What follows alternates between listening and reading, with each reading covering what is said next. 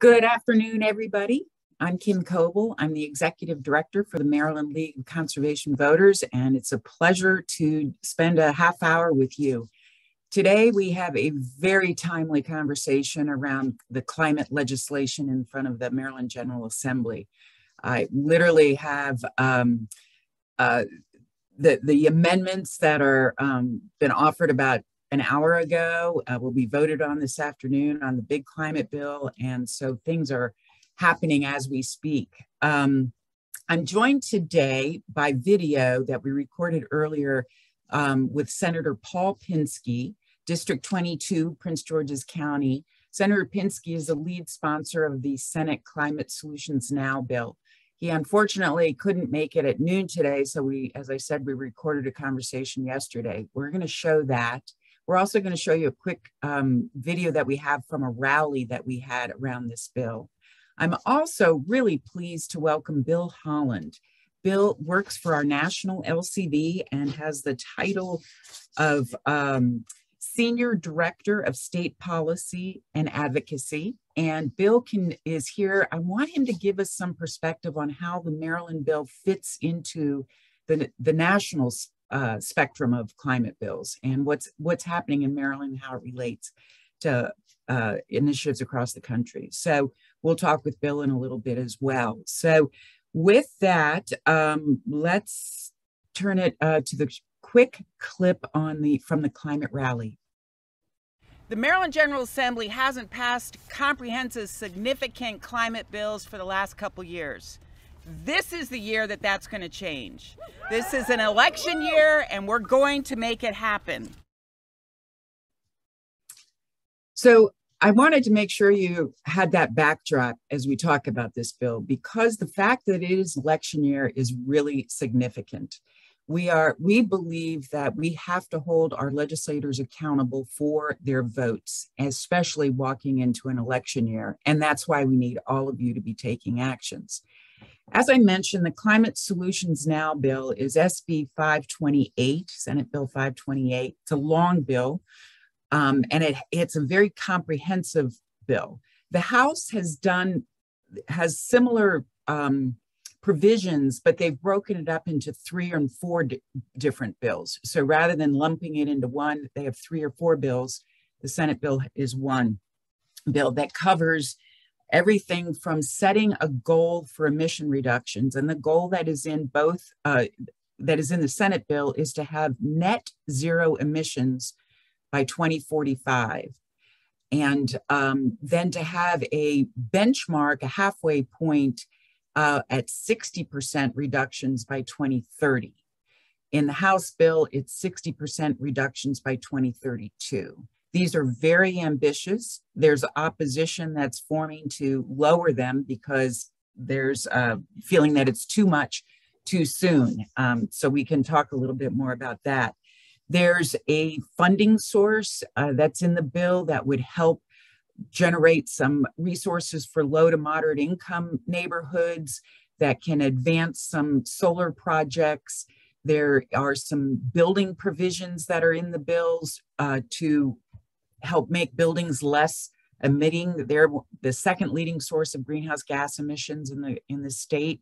So come back to that, because those amendments, actually, let me deal with this head on.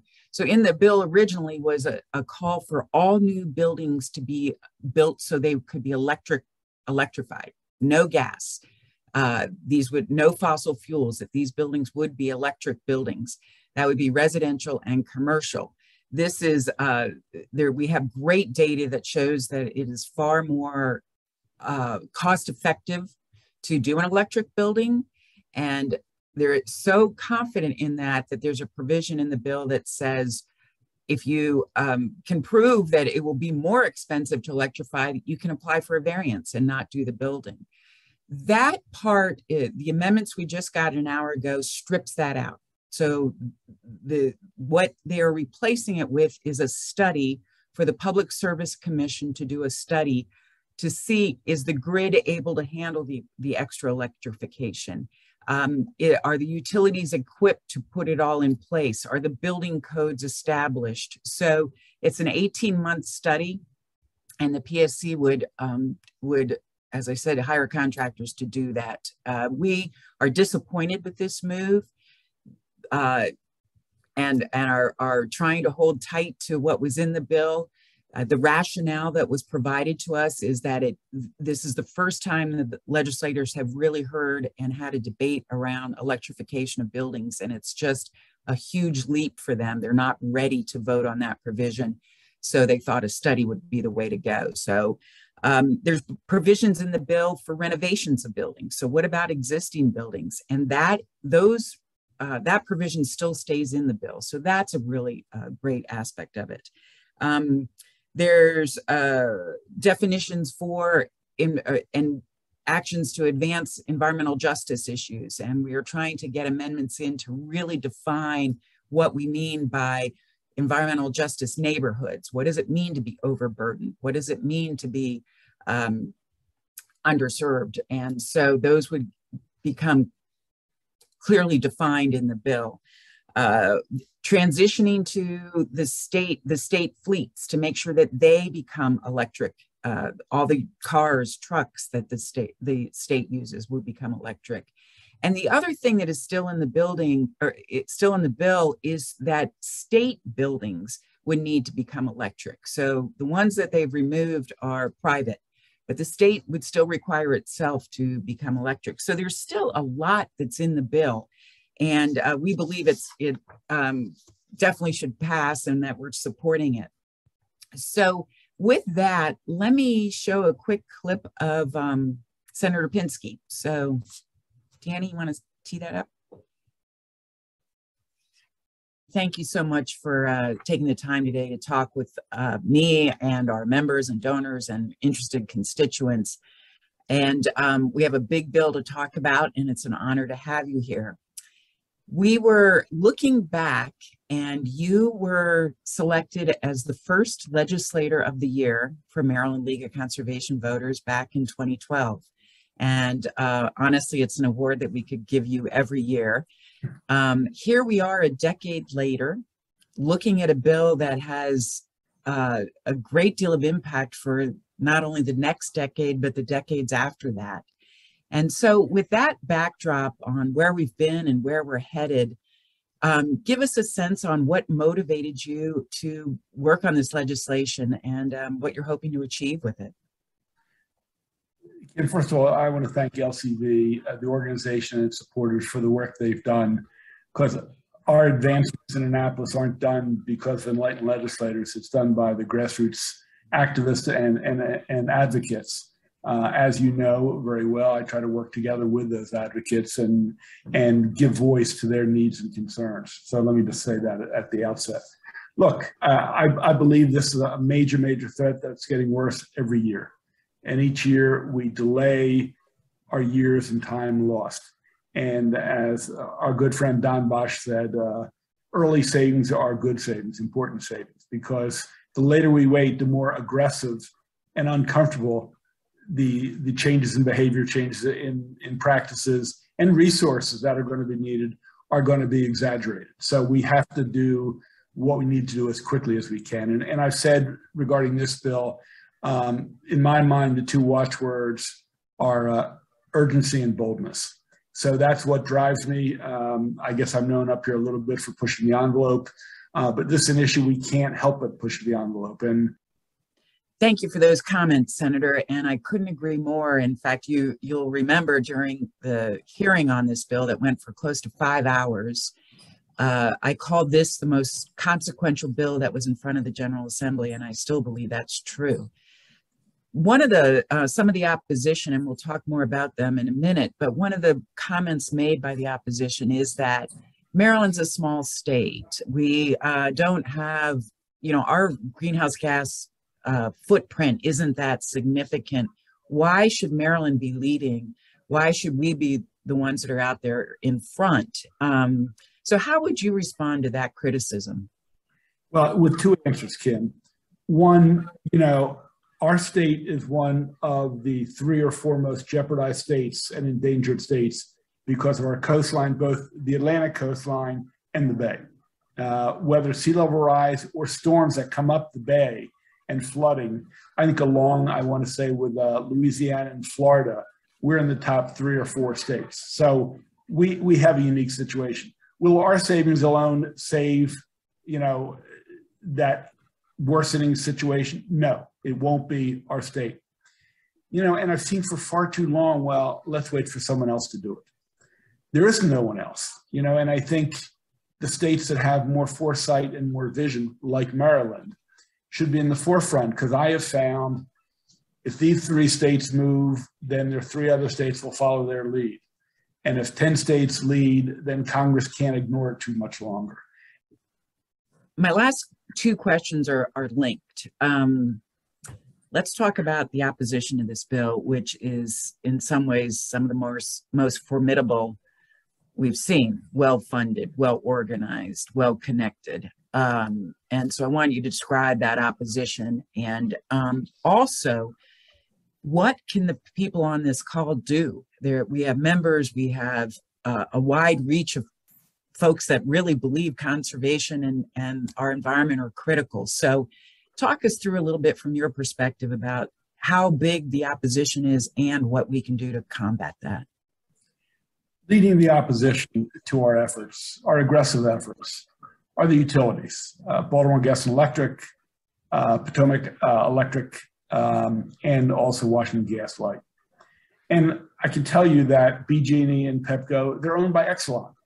This is a large, not multi-state, it's a multinational company. And a lot of their profits are tied up in delivering natural gas through their pipes, or even oil in some cases. And so I have the impression, and it's pretty clear, that they're more concerned about their bottom line, their profit margin, than the environment.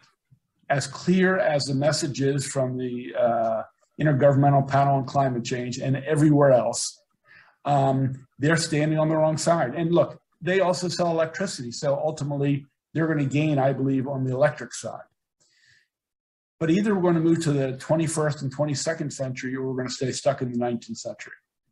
And Senator, thank you so much, not just for this time today, but for all your leadership and commitment to this issue and to the environment.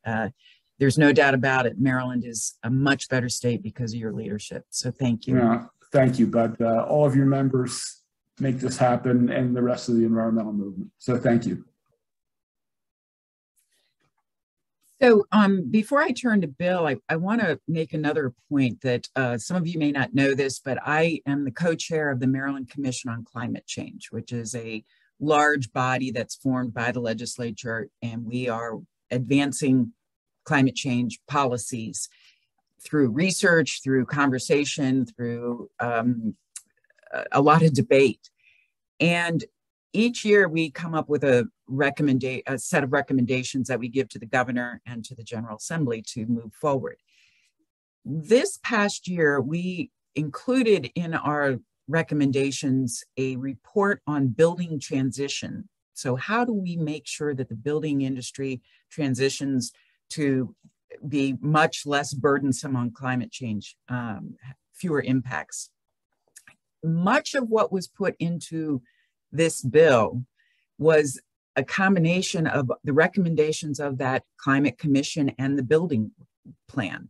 So I just want everybody to understand that while the bill is ambitious, it was also based on recommendations from a very diverse group, including utilities, including the building industry, including environmentalists, including state agencies. And it was widely supported. So, just for some perspective there. Let me turn to Bill Holland, who I introduced, when he jumped on, I called him my hero, which he is. Bill helps National LCV coordinate initiatives like this all across the country. So he knows what's going on in other states around these issues. And I think it's really important to get a sense of how far this bill is and how important it is. So Bill, welcome. Thank you for joining us today. And let me start with, maybe you can give a brief overview of LCV's national strategy when it comes to climate legislation and how you see Maryland being a part of that. Great. Thanks, Kim. Super happy to be here. Yeah, I mean, in your introduction, you talked about the role LCV has played to connect all of our 32 state leagues around an agenda for bold climate action. In 2018, with Maryland LCV's leadership and other leadership from other of our state leagues, we created our Clean Energy for All campaign, which is a campaign connecting all of our states around a bold, ambitious plan to equitably advance 100% clean energy. As part of that program, we've had 1,300 successful local, state, and federal candidates commit to 100% clean energy. And we've translated those commitments into 15 states who have now committed to 100% clean energy, which means that nearly 40% of the people in the US live in places committed to 100% clean energy. As part of that campaign, a number of states, including New Jersey, Vermont, and Massachusetts, have advanced policies to address cumulative impacts of pollution on low-income communities and communities of color. And so that's a real opportunity to center racial justice in our climate campaigns. And through all of that work, we see the opportunity to elevate state and local leadership to advance a bold climate agenda at the federal level. That's more important than ever right now as Congress debates a bold and ambitious climate policy. And it's states like Maryland that are going to lead the way to drive solutions and demonstrate that, states and cities can lead, but we also need the federal government to act as well. Boy, we could have a long conversation about the federal government, but we'll save that for another day. Given your familiarity with the Maryland bill and what we're trying to push through, what do you think about this bill makes it a great model for the other states?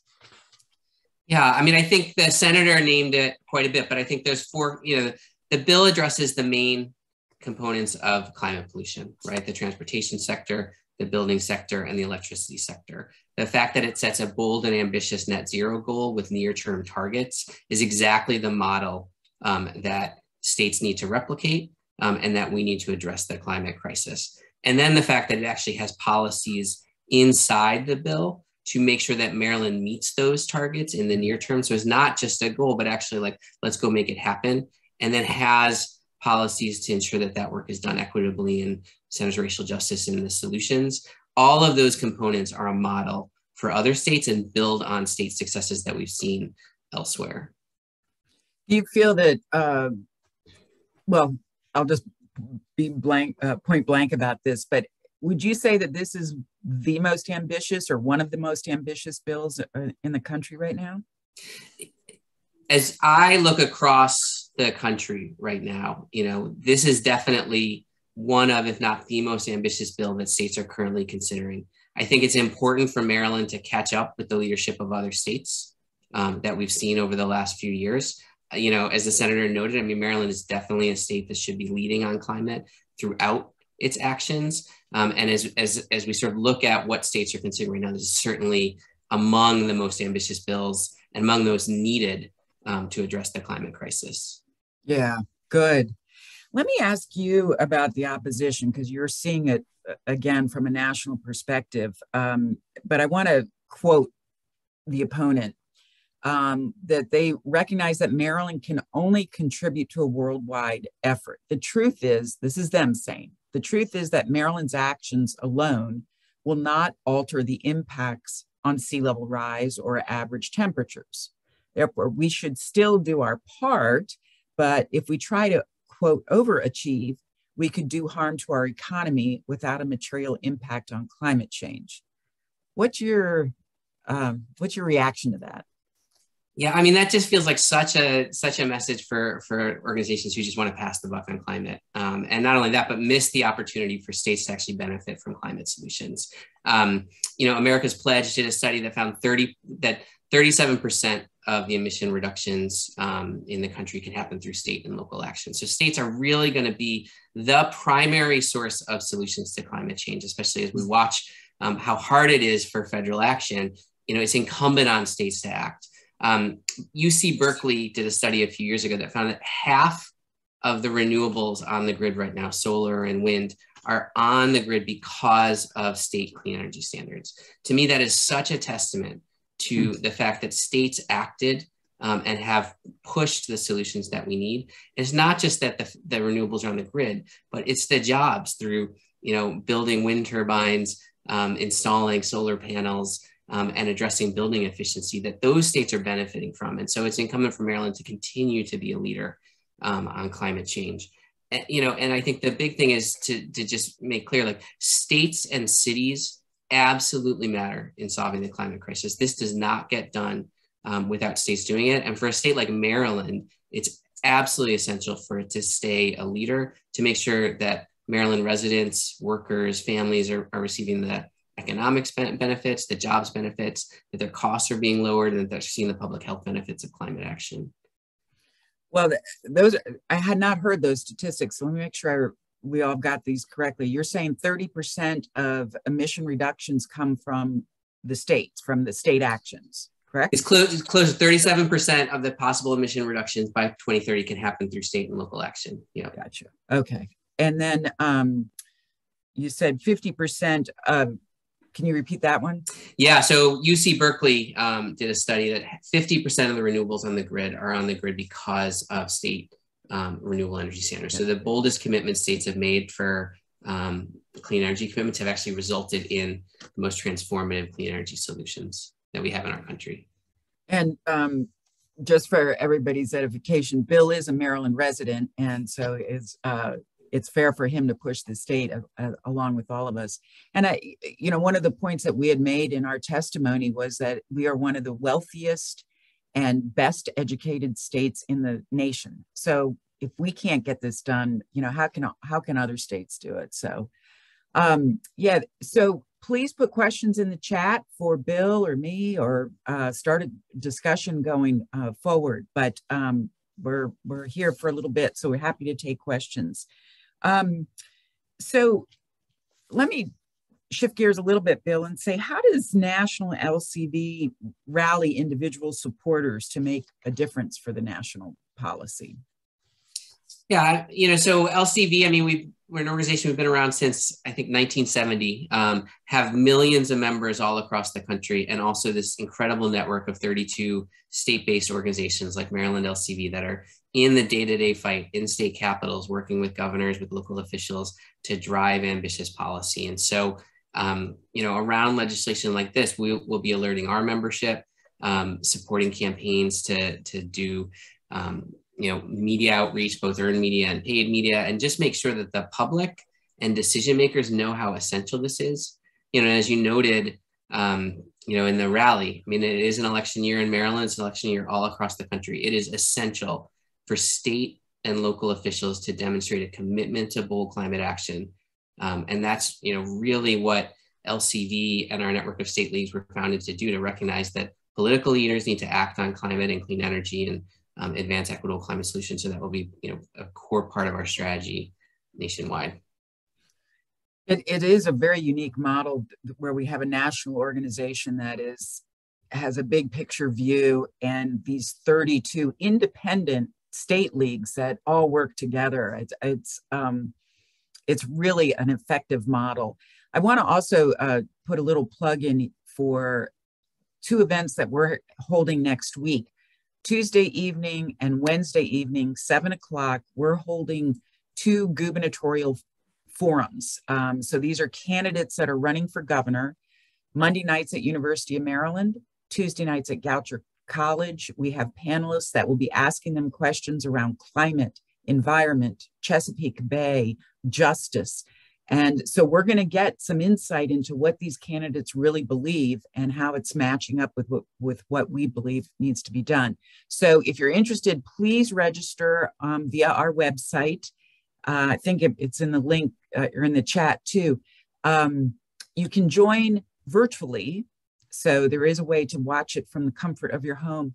There's also an opportunity to attend in person and send a real message to these candidates that we care. And there's a lot of people out here that are watching. So just wanted to make that plug for the election. And I noticed our good friend, Chris Berg, Dr. Berg is on and asks Bill, what can LCV do with regional LCV efforts? For example, She works with colleagues in New Jersey and Virginia and are curious about regional coordination. So it's not just Maryland moving alone, which is a great question. Bill?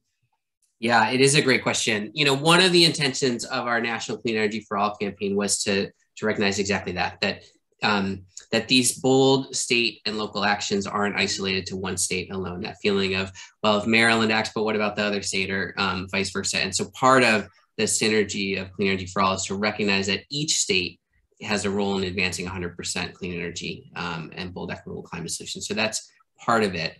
And then also as National LCV, you know, we have identified a few regional priorities of places we could help. So our New England states are working on offshore wind solutions and how do we equitably advance offshore wind in New England.